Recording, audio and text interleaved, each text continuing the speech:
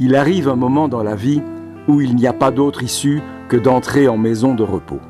Nous sommes allés dans l'une d'elles, au pays de Herve, une maison où les pensionnaires, sous certaines conditions, peuvent être admis avec leur animal de compagnie.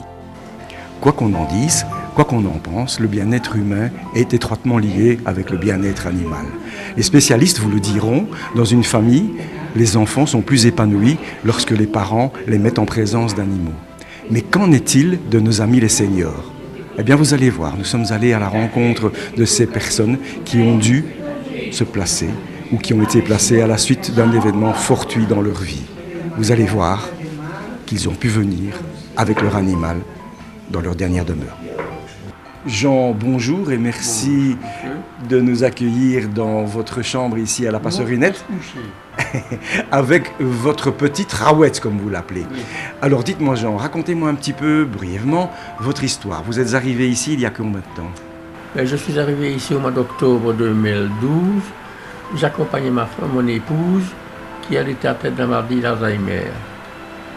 Alors ça a très bien marché, on a dormi ici au jardin.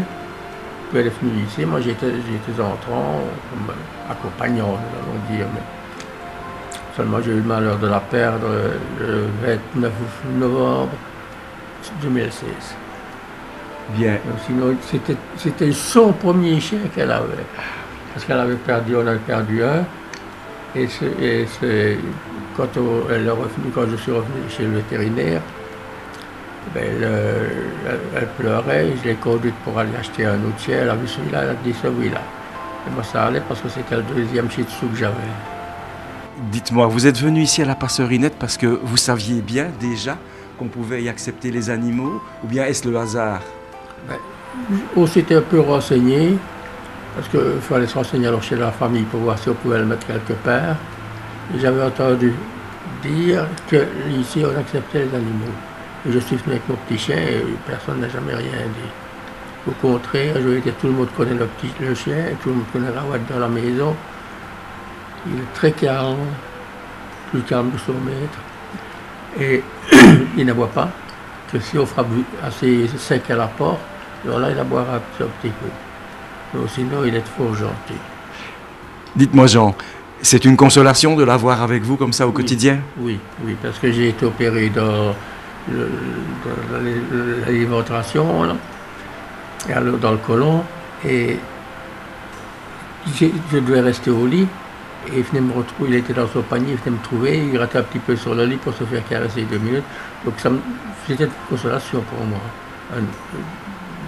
comment vais-je dire, un ami qui venait, une visite quoi. Et ça fait du bien. Bonjour, vous êtes le directeur de la maison de repos et de soins et aussi de court séjour, la Passerinette ici, dans le beau pays de Herve, à Soumagne exactement.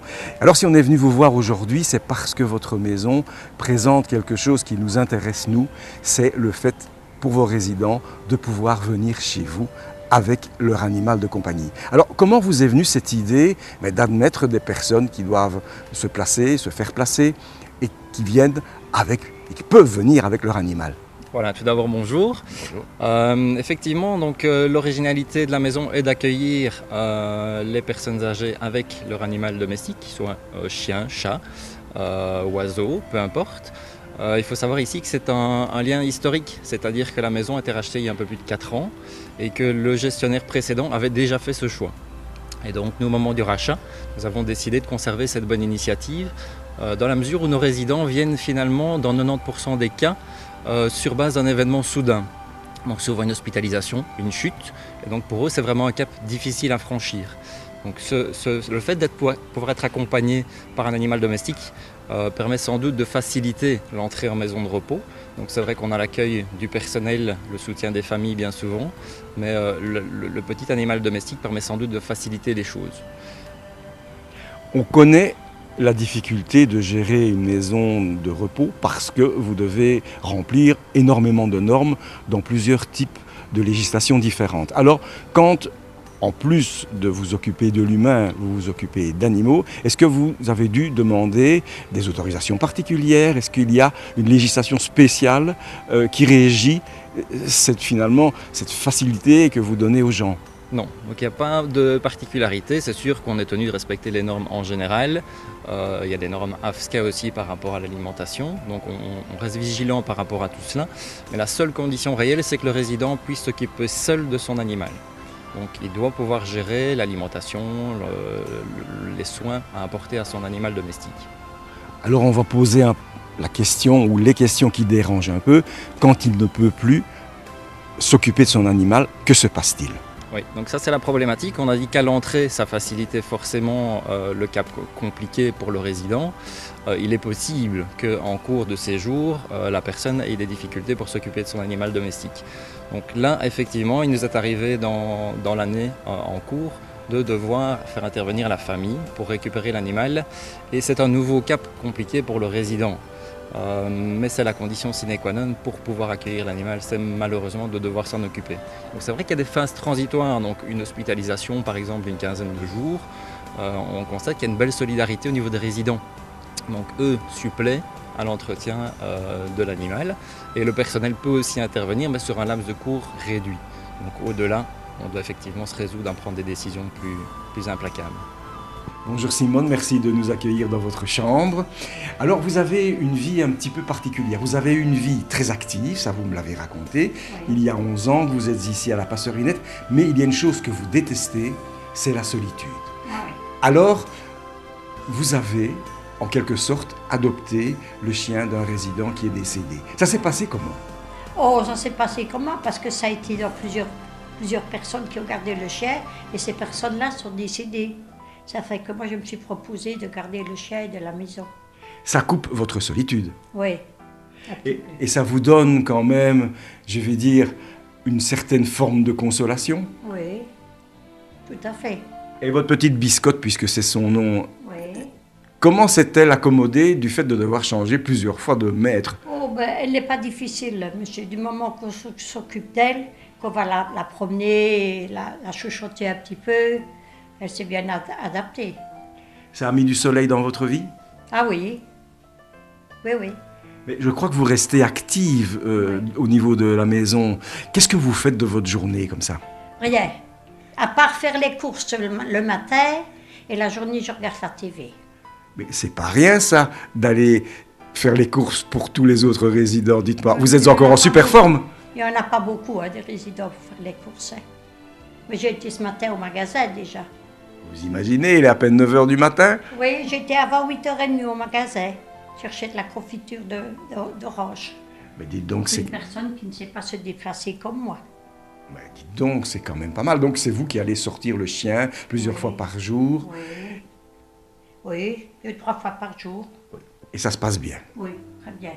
Bah, seulement, elle ne supporte pas les autres chiens. Ah, elle a un problème avec les autres chiens ? Ah oui, et les chats, hein.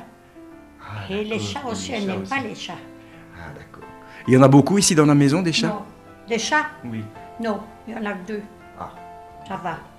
Vous n'êtes pas entré ici dans la maison de repos avec votre petite Chippy, mais vous la prenez de temps en temps en vacances. Elle vit où, sinon ? Chez ma fille.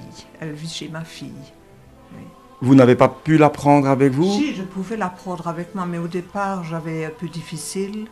Et c'est ça qu'elle est restée chez ma fille. Et maintenant, elle est tellement habituée chez ma fille que elle aime autant de rester chez ma fille que de rester avec moi. Oui, elle se sentirait abandonnée, même si elle est avec vous. Oui, parce qu'elle a été abandonnée une fois avec moi. Et puis, si je la prends, elle se sentira encore abandonnée. Et le jour où moi, il m'arrive quelque chose, de nouveau, elle sera perturbée. Donc, je préfère faire comme ça, la prendre de temps en temps. Et vous, ça vous suffit, ça ne vous manque pas les jours où elle n'est pas là ? Ah, si, ça me manque, mais ça va parce que je vais chez ma fille, je la vois quand même. Oui, vous avez la possibilité de sortir vous aussi finalement d'ici. Oui. Et dites-moi, une journée avec elle ici en maison de repos, ça se passe comment ? Le matin, donc je commence avec le chien, je suppose. Donc je la sors, je vais faire son petit tour quand elle a déjeuné. Et alors, elle rentre, je se mets dans son panier, je vais déjeuner et je reviens, elle est toujours dans son panier. Non, pour ça, elle est vraiment très gentille, il n'y a vraiment pas de problème avec elle. Est-ce que vous pensez, parce que vous fréquentez ici dans la maison des gens qui ont, comme vous, des animaux, est-ce que par rapport aux autres personnes, vous voyez une différence dans le comportement des propriétaires d'animaux? Je ne sais pas si je vois. Ben, en général, on voit les gens qui aiment les animaux parce qu'ils viendront faire une caresse, mais par contre, il y en a qui n'aiment pas les animaux. C'est à ça que je voulais en venir. Comment réagissent ceux qui ne les aiment pas? Oui. Ben, le fait, quand on vient de la chambre, par exemple, d'ouvrir la porte et ne pas entrer, déjà avoir peur. Et puis, je ne sais pas, en général, quand on voit un petit chien, on a envie de le caresser. Mais on le voit tout de suite. Et les chiens le sentent aussi, quand on les aime ou qu'on ne les aime pas. C'est ici que s'achève notre émouvante visite à la Passerinette, émouvante de simplicité et d'humanité. Alors si vous aussi, vous-même ou quelqu'un de votre entourage doit malheureusement entrer en maison de repos, eh bien, consultez Internet car il y a plusieurs maisons, peut-être dans votre région, plusieurs maisons de repos qui acceptent les animaux. Sachant tout cela, nous quittons la Passerinette avec un sentiment de soulagement et non sans nous remémorer la phrase de Gandhi. On peut juger de la grandeur d'une nation par la façon dont les animaux y sont traités.